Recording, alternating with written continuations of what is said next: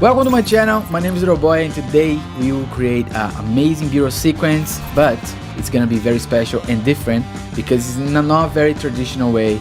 It's in a way that I like a lot, and personally is my new favorite one because we're gonna be using the Slypod Pro from MOZA. Thank you very much for supporting this channel, and let's jump right into it. Make sure to stick around, watch this video to the end because I'm gonna share everything that I do to create a cinematic B-roll just like this one.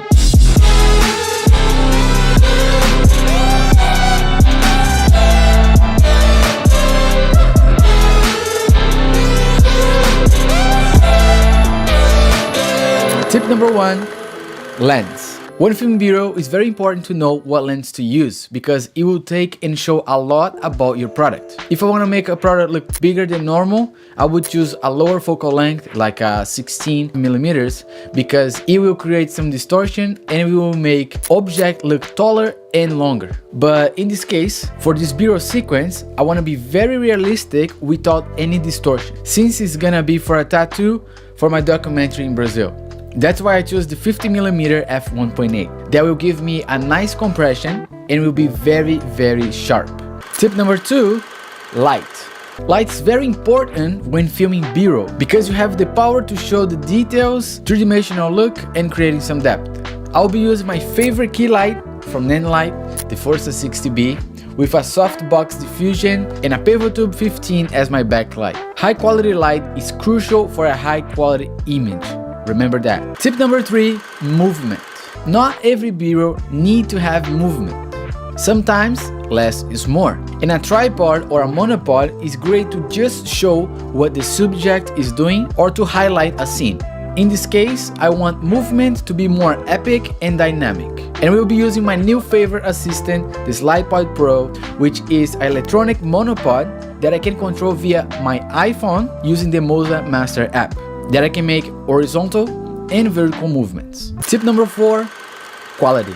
Most of the B-roll we see people whipping around with 120 frames per second, which compromise a little bit of the light situation, not a problem for us. And then you have to slow down later. But in my case, I want to make sure that we can see every little detail of the tattoo. It's the final product after a long sessions, so need to be epic, with a lot of details and the best quality possible. That's why the Slypod Pro comes in handy. It's very smooth and I don't need to stretch later. I have 4K quality, and if I need, I can speed up or zoom in. Tip number 5, background. If you want a lot of movement, make sure to add something in front and behind the subject, and position your subject far away from the wall so you can see the parallax movement. But in this case, I prefer a clean, soft background so we can focus only on the tattoo. MOZA Master app. We're just gonna connect. Infinite loop, which is very nice. I don't need to do much. You can change the speed as well, which is very nice. In my case now, I'm gonna do a little bit slower, and it's because it's continuous loop. It's gonna go up and it's gonna go down.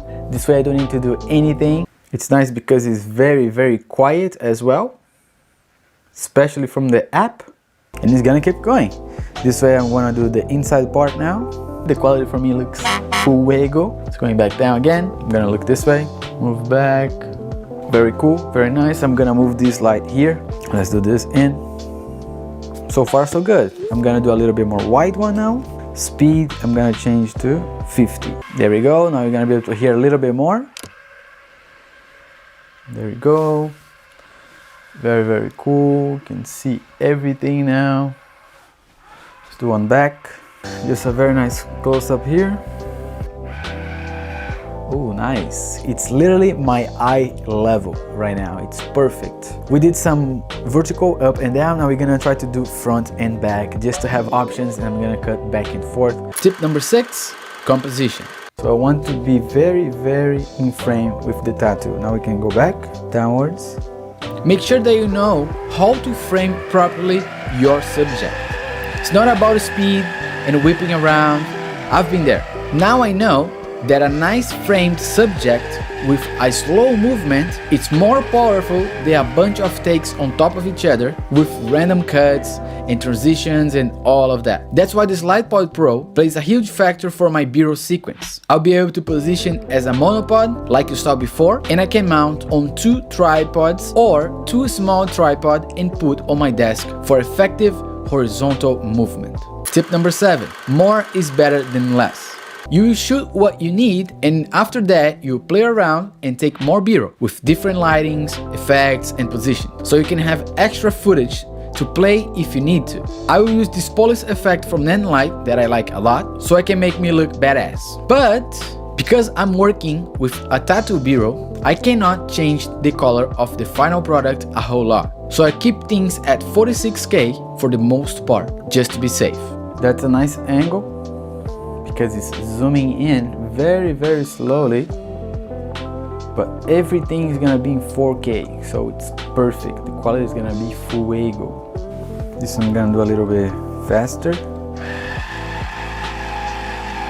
Now we're gonna do an infinity loopy, same thing. Speed we're gonna be fast now. Let's do 100%. Let's see, so we can keep playing.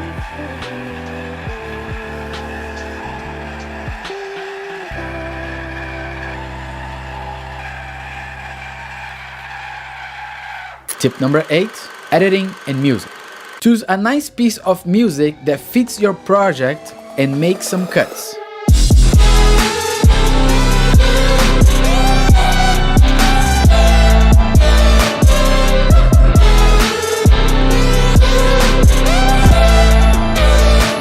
And crazy because with this setup, I'm literally in my home office. It's literally my room that I made at office. You're able to make simple things look very epic. That's it for me, guys. I hope they learned something today. Thank you very much for watching this video. Make sure to subscribe and turn on the notification bell so you know every single time that I post a new video.